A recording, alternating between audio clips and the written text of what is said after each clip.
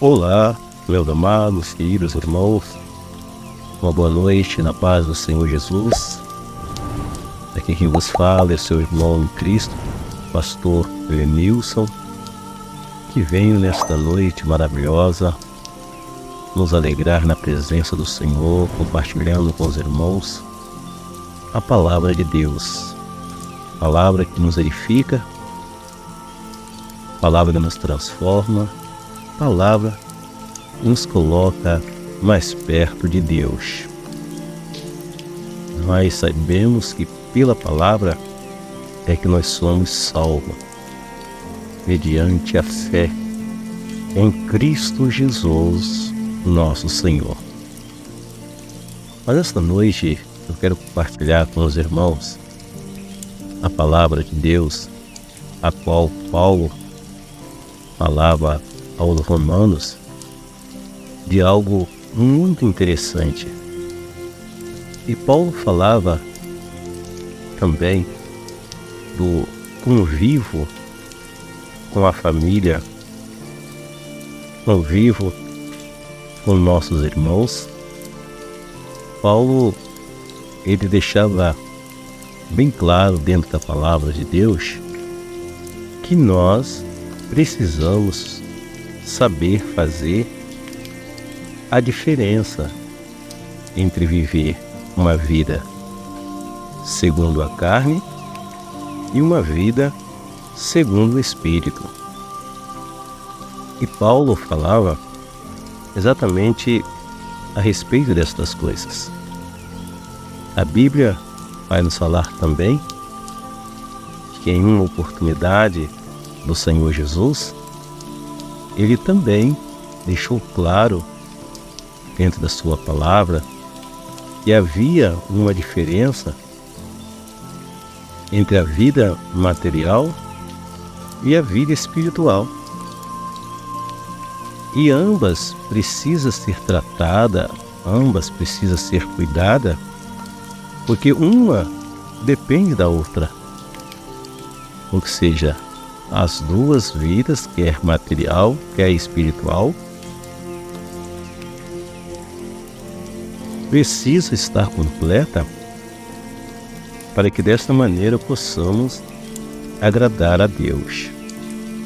Certa feita, Jesus, em uma das suas oportunidades, estava ali pregando a sua palavra, falando do seu amor, da sua grandeza, quando de repente chegou ao conhecimento do Senhor Jesus que a sua mãe os procurava juntamente ali com os seus irmãos. Na verdade, a Bíblia fala que Maria havia saído quando em algum lugar sentiu falta do Senhor Jesus e ele estava ali pregando a sua palavra. E viu que havia muita gente que estava ao lado do Senhor, mandou-lhe recado que ela procurava. E quando o recado chegou ao Senhor Jesus, a Bíblia vai nos dizer que o Senhor olhou para aquela multidão e disse: quem é meu pai e meus irmãos? Quem são esses? Meu pai e minha mãe são esses que fazem a vontade de Deus. Ou seja, olhou para aquelas pessoas que ali estavam e de forma espiritual, ele falava que pai, mãe e irmãos, seriam exatamente aquele que faz a vontade do Senhor. Ou seja, precisamos fazer e entender que há uma diferença, entre os nossos irmãos segundo a carne e entre os nossos irmãos segundo o Espírito. Precisamos respeitar, precisamos valorizar, mas há uma diferença entre a vida material e a vida espiritual. E ambas precisam ser entendidas para que não haja conflito. Por exemplo, há pessoas dentro de casa, no meio da família, se o parente ainda não é crente, ainda não louva a Deus, por alguns eles são desprezados. Despreza alguns pai, despreza também alguns, despreza sua mãe, pelo fato de às vezes a mãe não servir ao Senhor Jesus, ou o pai não servir ao Senhor Jesus.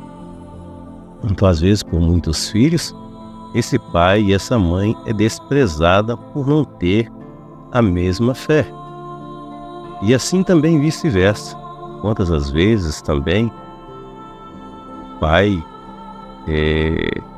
faz acepção de pessoa, às vezes o pai também despreza o filho pelo fato de ele aceitar a Jesus e andar na presença do Senhor. Então isso nós precisamos, de forma sábia, inteligente e prudente, fazer a diferença e sabermos tratarmos com essa situação. E isso por quê? Porque a Bíblia diz que a fé é de muitos, mas não é de todos. Então quantos têm fé e quantos também não têm fé?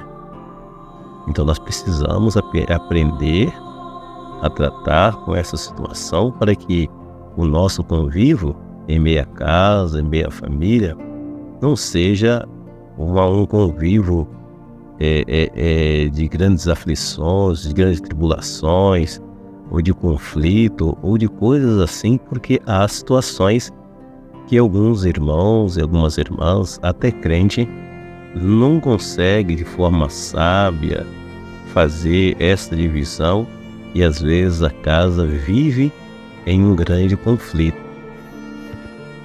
No livro de aos Romanos, no capítulo de número 9, Paulo falava um pouquinho sobre isso de forma sábia. E ele diz assim: em Cristo digo a verdade, não minto.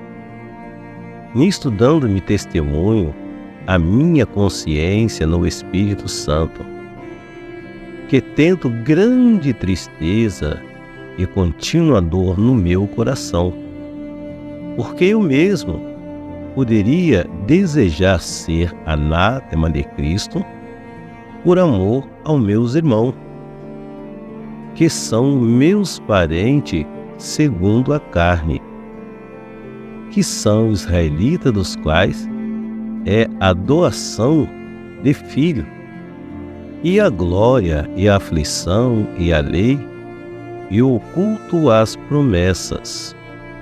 Ou seja, versículo número 3, ele diz: porque eu mesmo poderia desejar ser anátema de Cristo, por amor aos meus irmãos.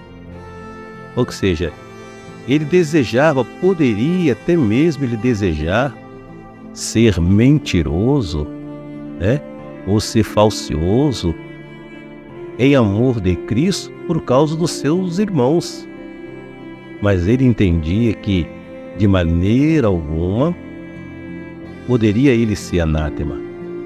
Ou seja, ele tinha que ser verdadeiro ao amor do Senhor Jesus Cristo, querendo os irmãos segundo a carne ou não, mas ele não poderia desprezar o amor verdadeiro em Jesus Cristo. Embora amar os seus irmãos segundo a carne, mas o amor dele por Jesus Cristo, assim como o nosso amor por Jesus Cristo, esse é um amor eficaz, um amor que transforma, que nos renova na presença de Deus, mas ainda assim com sabedoria, para nós não desprezar o amor dos nossos irmãos segundo a carne. Sim, não desprezar o amor do pai, não desprezar o amor da mãe, temos que amá-lo, temos que respeitá-lo, e saber fazer essa divisão, para que a gente não viva em conflito com a família. Isso porque quantas as vezes esse irmão, essa irmã, quando o Senhor chama para os seus santos caminhos, ela deveria estar mais próximo da família, dar testemunho. E infelizmente alguns, quando aceitam o Senhor, quando começa a andar na verdadeira fé, Alguns desprezam a família, desprezam os irmãos segundo a carne, como se eles não tivessem valor. E não é assim. Você tem que amar a Deus, mas amar também os seus irmãos e saber a diferença que eles ainda não nasceram na fé que você tem. E por isso precisamos ser sábios na nossa maneira de viver, porque com sabedoria poderemos também ganhá-los para o Senhor Jesus, para que possam fazer parte do reino do céu e também, assim como nós, naquele dia, entrar na cidade santa pelas portas. E o versículo 5 diz: dos quais são os pais, dos quais é Cristo, segundo a carne, o qual sobre todo Deus bendito eternamente. Amém. Louvado seja o nome do Senhor. Então Paulo selava esta palavra de forma sábia, dos quais são os pais, dos quais é Cristo segundo a carne, o qual é sobre todos Deus bendito eternamente. Ou seja, sempre adorando o Senhor Jesus como o único Deus, digno de toda honra, de toda glória e de todo louvor, mas não deixar de respeitar o seu pai segundo a carne, não deixar de respeitar o seu irmão segundo a carne, muito pelo contrário, é respeitá-lo e amá-lo também cordialmente, para que assim ele entenda o verdadeiro amor que nós temos pelo Senhor Jesus Cristo, o qual derramou seu sangue na cruz do Calvário. Momento de oração, vamos falar com Deus. Pai nosso que estais no céu, santificado seja o teu nome. Venha a nós o teu reino. Seja feita a sua vontade, assim na terra como no céu. O pão nosso de cada dia, dá-nos hoje, Senhor. Perdoa as nossas dívidas, assim como nós perdoamos aos nossos devedores. Não nos deixa cair em tentação, mas livra-nos de todo mal, porque teu é o reino, é o poder e a glória para todo sempre. Amém. Senhor meu Deus e meu Pai, entro um pouquinho mais na sua presença com os meus joelhos dobrados diante de Ti, agradecendo o Senhor por esta palavra, a qual o Senhor colocou aos meus lábios, para que de forma sábia e prudente possamos continuar na Tua presença, Te servindo, Te louvando, Te adorando e bendizendo o Senhor na beleza da Sua santidade. Louvo ao Senhor por me fazer entender e fazer esse irmão, essa irmã, esse ouvinte, esse simpatizante da palavra do Senhor, também entender o quanto precisamos estarmos bem também com a nossa família, com o nosso irmão, com o nosso próximo, segundo a carne, para que assim possamos agradar o Senhor em uma vida espiritual. Deus, que o Senhor nos faça entender de forma sábia, para que de maneira alguma viemos entristecer o Espírito Santo da graça. Porque quantos querem viver uma vida espiritual, uma vida em comunhão com o Senhor, mas não conseguem viver uma vida em comunhão em meia família, em meia parentela. Não consegue viver uma vida em comunhão junto ao seu irmão, junto à sua irmã, porque não entendeu que o princípio de todas as coisas é temer ao Senhor e ao teu nome dai glória. Que o Senhor o faça entender que a tua palavra nos diz de forma clara que se nós não amarmos o nosso irmão, que o vemos, que estamos perto, Como poderemos amar o Senhor se nós não o vemos? Embora sabermos que o Senhor se faz presente, mas os nossos olhos, segundo a carne, não conseguem contemplar, e o Senhor nos faz entender que se nós não amarmos o nosso irmão, não amarmos o nosso próximo, se não respeitá-lo também, compreendendo, como poderemos amar o Senhor? Como poderemos respeitar o Senhor dentro da sua palavra? Deus, repreenda, Senhor, os conflitos que o inimigo tem criado em meio à família, dentro dos lares, e isso tem feito com que muitos tenham naufragado na fé.